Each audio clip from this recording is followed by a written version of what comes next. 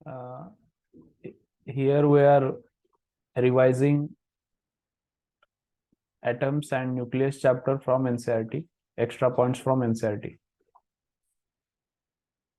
तो यहाँ पे क्या बोला है, तो 1898 में 1898 में जे थॉमसन ने प्रपोज किया फर्स्ट एटॉमिक मॉडल।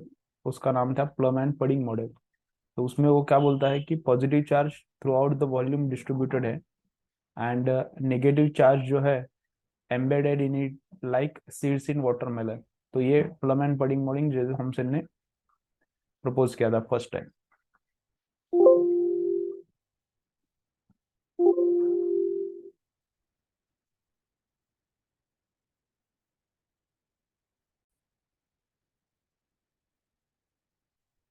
जो अल्फा पार्टिकल यूज किया था अल्फा पार्टिकल एक्सपेरिमेंट में, उसका एनर्जी था 5.5 मेगा इलेक्ट्रॉन वोल्ट। और वो अल्फा पार्टिकल बिस्मथ 214 ने एमिट किया था।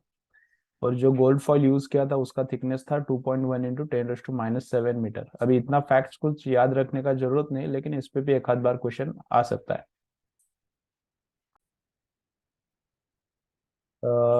0.14% of the incident alpha particles scatter more than 1 degree, and 1 in 8,000 particles deflect by more than 90 degree.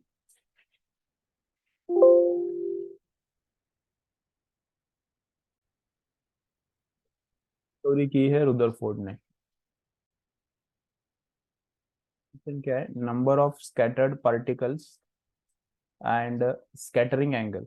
तो स्कैटरिंग एंगल जब 0 है तब नंबर ऑफ पार्टिकल्स 10⁻⁷ के आसपास आसपास है। फिर एज स्कैटरिंग एंगल इंक्रीजेस तो number of particles decrease decrease decrease decrease होते आते हैं। तो ये ग्राफ याद रखो, अल्फा पार्टिकल एक्सपेरिमेंट के रिलेटेड है। एंगल जैसे इंक्रीज होता है, number of particles scattered decrease होता है इस मैनर में। पार्टिकल की ट्रेजेक्टरी है अल्फा पार्टिकल एक्सपेरिमेंट में, वो डिपेंड करती है इम्पैक्ट पैरामीटर में, इम्पैक्ट पैरामीटर पे। तो इम्पैक्ट पैरामीटर क्या रहता है, तो इम्पैक्ट पैरामीटर रहता ही है, देखो अब ये है टारगेट न्यूक्लियस, और ये यहाँ से आ रहा है अल्फा पार्टिकल। तो अल्फा पार्टिकल ये एक्सपेक्ट अल्फा पार्टिकल का ये एक्सपेक्टेड पाथ है, जो डॉटेड लाइन है वो। अब डॉटेड लाइन और ये टारगेट न्यूक्लियस के बीच का जो परपेंडिकुलर डिस्टेंस है उसको बोलते हैं इम्पैक्ट पैरामीटर। तो ये इम्पैक्ट पैरामीटर जितना कम रहता है उतना इन दोनों के बीच का रिपल्सिव फोर्स ज्यादा रहता है और उतना डिफ्लेक्शन ज्यादा रहता है। और इम्पैक्ट पैरामीटर जितना ज्यादा रहता है उतना डिफ्लेक्शन कम होते जाता है। तो इम्पैक्ट पैरामीटर डिसाइड करता है कि कितना डिफ्लेक्शन होगा। फिर उसके बाद यहाँ पे एक इंटेक्स्ट क्वेश्चन है। ये थोड़ा अच्छा है, तो क्वेश्चन रीड करो, मैं इसको एक्सप्लेन करता हूँ क्या है। क्या है, तो एटम का स्ट्रक्चर एंड सोलर सिस्टम का स्ट्रक्चर सिमिलर है। तो एटम का रेडियस मतलब ऑर्बिट का रेडियस, इलेक्ट्रॉन का रेडियस एंड न्यूक्लियस का रेडियस, इनमें कितना डिफरेंस है, उतना ही डिफरेंस सन का रेडियस एंड अर्थ का रेडियस इनमें है क्या। Earth is like an electron and sun is like a nucleus. तो sun and earth system nucleus and electron system जैसा एग्जैक्टली है क्या, प्रोपोर्शनल है क्या। तो यहाँ पे कैलकुलेट किया है कि radius of atom radius of nucleus से 10⁵ टाइम्स रहता है। लेकिन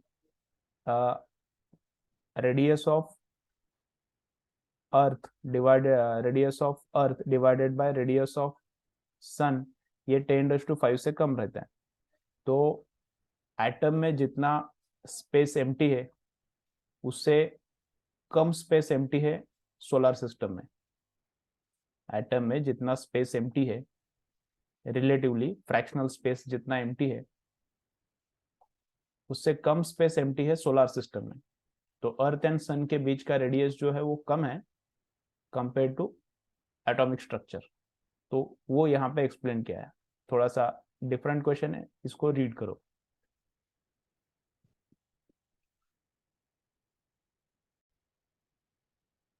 अल्फा, यहाँ पे क्वेश्चन क्या है, अल्फा पार्टिकल एक्सपेरिमेंट में अगर इतने एनर्जी का अल्फा पार्टिकल अगर फायर किया टुवर्ड्स दी गोल्ड फॉइल, तो ये इसका डिस्टेंस ऑफ क्लोजेस्ट अप्रोच कितना रहता है और वो न्यूक्लियस के कितने पास जाता है, तो वो कैलकुलेट किया है। तो क्या इक्वेशन यूज किया है, kinetic energy of the alpha particle is equal to final potential energy of alpha particle and gold का न्यूक्लियस। तो ये है K Q1 Q2 upon r is equal to kinetic energy. तो इसको सॉल्व करके जो डिस्टेंस निकाला है, तो वो डिस्टेंस आता है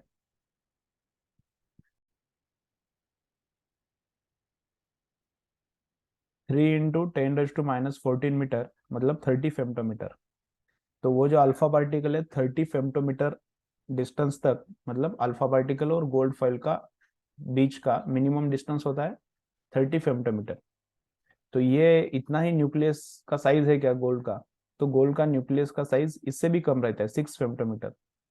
मतलब जो डिस्टेंस ऑफ क्लोजेस्ट अप्रोच है अल्फा पार्टिकल का, उससे भी न्यूक्लियस का साइज क्या रहता है, कम रहता है। ये यहाँ पे डिस्कस किया है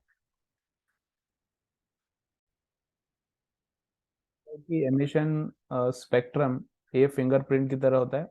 तो from an emission spectrum we can find out ये किस कौन से एटम का एमिशन स्पेक्ट्रम है, या फिर वो ट्यूब के अंदर कौन सा एटम है, we can find out from the emission spectrum.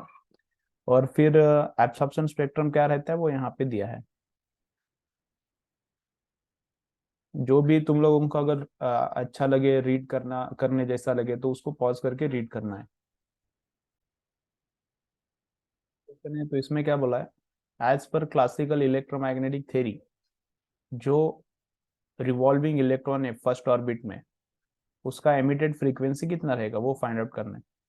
तो as per classical electromagnetic theory, frequency of emitted photon, first orbit का इलेक्ट्रॉन जो फोटॉन एमिट करता है उसका फ्रीक्वेंसी, एंड उस इलेक्ट्रॉन का फ्रीक्वेंसी क्या रहता है, सेम रहता है। तो यहाँ पे कैलकुलेट किया है V/2πr, मतलब ये इलेक्ट्रॉन का फ्रीक्वेंसी है, और जो फोटॉन वो एमिट करता है उसका भी फ्रीक्वेंसी सेम रहता है। तो ये है फ्रीक्वेंसी ऑफ एमिटेड फोटोन। लेकिन ये क्लासिकल इलेक्ट्रोमैग्नेटिक थ्योरी रॉन्ग है, ये अप्लाई नहीं होती।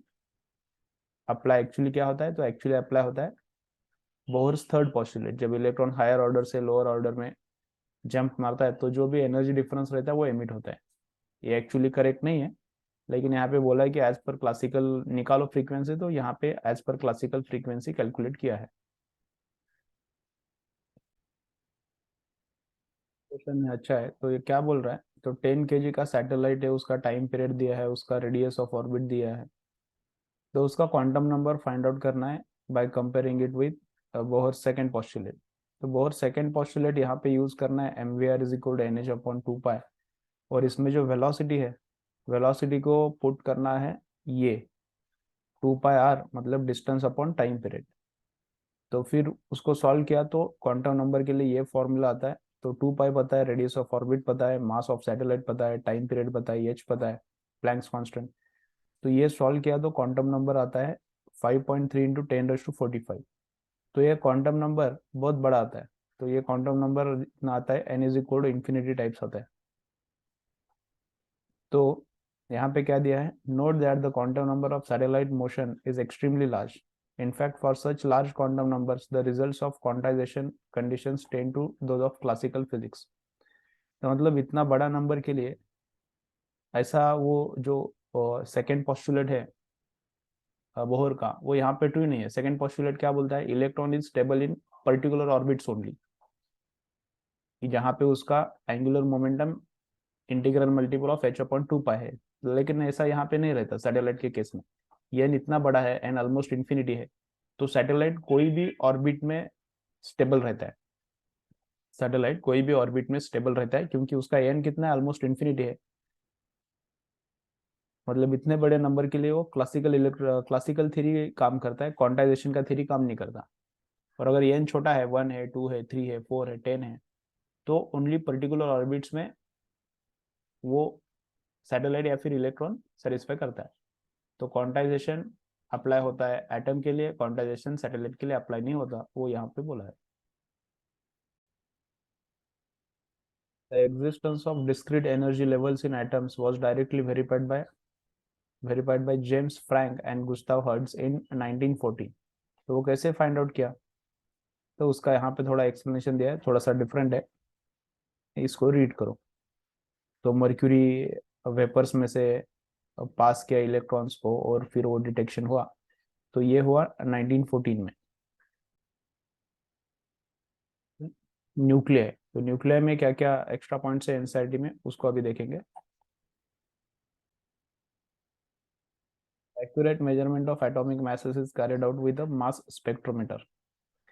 देन क्लोरीन का जो भी दो आइसोटोप्स है, एक है 34.98 AMU का और एक 36.98 AMU का है, उनका अबेंडेंस कितना कितना है, तो 75.4% एंड 24.6% है। तो वो अकाउंट में लेते हुए अगर उसका एटॉमिक मास कैलकुलेट किया तो इतना आता है। फिर हाइड्रोजन के भी थ्री आइसोटोप्स है, उसमें सबसे ज़्यादा अबेंडेंट रहता है हाइड्रोजन, वो रहता है 99.985। और उसमें से जो ट्रिटियम रहता है वो नेचुरली अनस्टेबल रहता है, तो उसको आर्टिफिशियली प्रोड्यूस करना पड़ता है। चैडविक ने न्यूट्रॉन फाइंड आउट किया 1932 में, एंड ही गॉट नोबेल इन 1935। तो न्यूट्रॉन, फ्री न्यूट्रॉन, अकेला न्यूट्रॉन फ्री प्रोटॉन जैसा स्टेबल नहीं रहता, वो अनस्टेबल रहता है। It decays into a proton, N electron and anti neutrino. तो न्यूट्रॉन न्यूक्लियस के बाहर स्टेबल नहीं रहता, न्यूट्रॉन ओनली न्यूक्लियस के अंदर ही स्टेबल रहता है। फाइंड आउट करना है न्यूक्लियर डेंसिटी। तो न्यूक्लियर डेंसिटी कैसे फाइंड आउट किया है, तो मास अपॉन वॉल्यूम। तो मास किसका, तो मास, ये आयन के न्यूक्लियस का मास है, तो आयन के न्यूक्लियस का मास कितना आता है, 50.5.85 इंटू 1 AMU। तो दिस इंटू दिस, ये दोनों का मल्टीप्लीकेशन आता है मास ऑफ द न्यूक्लियस। और वॉल्यूम कितना आता है, वॉल्यूम आता है 4/3 πr³ और रेडियस कैसे निकाला, तो रेडियस निकाला r is equal to r0 a⁻1/3 से। r is equal to r0 a⁻1/3 से रेडियस निकाला, वो रेडियस का फॉर्मूला। एंड मास कैसे निकाला, ये मास इंटू ये 1 AM, तो मास अपॉन वॉल्यूम करके डेंसिटी निकाला, तो इतना डेंसिटी आता है न्यूक्लियस का डेंसिटी। तो मास क्या है, 55.85 इंटू यू, 55.85 AMU है। तो AMU का जो भी नंबर है 1.66 इंटू 10⁻27, और इसका मल्टीप्लीकेशन करके ये है मास। तो मास अपॉन वॉल्यूम करके ये आता है। और वॉल्यूम कैसे निकलता है, 4/3 πr³। और रेडियस कैसे निकलता है, r0 इंटू a⁻1/3। तो ये सब कैलकुलेट करके न्यूक्लियर डेंसिटी यहाँ पे कैलकुलेट किया है। The constituency of binding energy in the range 30 to 170 is a consequence of the fact that nuclear force is short range। तो A30 से 170 के बीच में binding energy per nucleon almost constant रहता है। तो क्यों रहता है कांस्टेंट, उसका यहाँ पे एक्सप्लेनेशन किया है क्यों रहता है। तो इसका एक्सप्लेनेशन ये किया है कि ये जो न्यूक्लियर फोर्स है वो है शॉर्ट रेंज्ड, इसलिए टोटल नंबर ऑफ न्यूक्लियॉन्स कितना है मैटर नहीं करता। जो एक न्यूक्लियॉन है उसके आजू बाजू के फ्यू न्यूक्लियंस के ऊपर ही वो फोर्स अप्लाई कर सकता है। तो कितने भी न्यूक्लियॉन्स टुगेदर हो, वो रेंज शॉर्ट होने के कारण ये न्यूक्लियस आजू बाजू के फ्यू न्यूक्लियंस को ही अफेक्ट करता है। तो बाइंडिंग एनर्जी पर न्यूक्लियन वो 30 से 170 के बीच में रेंज में क्या रहता है, सेम रहता है। तो उसका रीजन याद रखो क्या है, न्यूक्लियर फोर्स शॉर्ट रेंज है इसके वजह से। ये पैराग्राफ रीड करना है तो रीड करो, एक्सप्लेनेशन अच्छा दिया यहाँ पे और थोड़ा सा नीचे।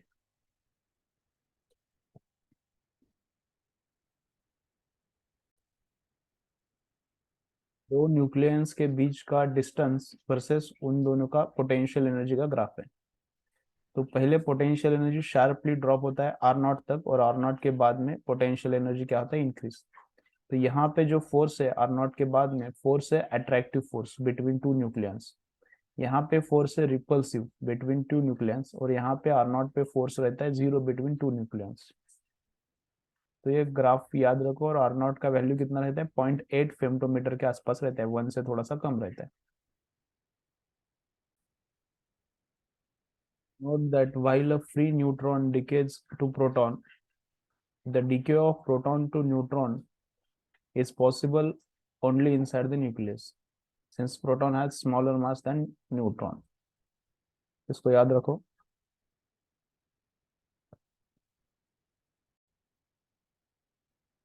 एंड होता है। तो एनसीईआरटी में ये दोनों चैप्टर्स में एटम्स और न्यूक्लियर में इतना एक्स्ट्रा पॉइंट्स में पॉइंट्स है जो क्लास में कवर नहीं हुआ था।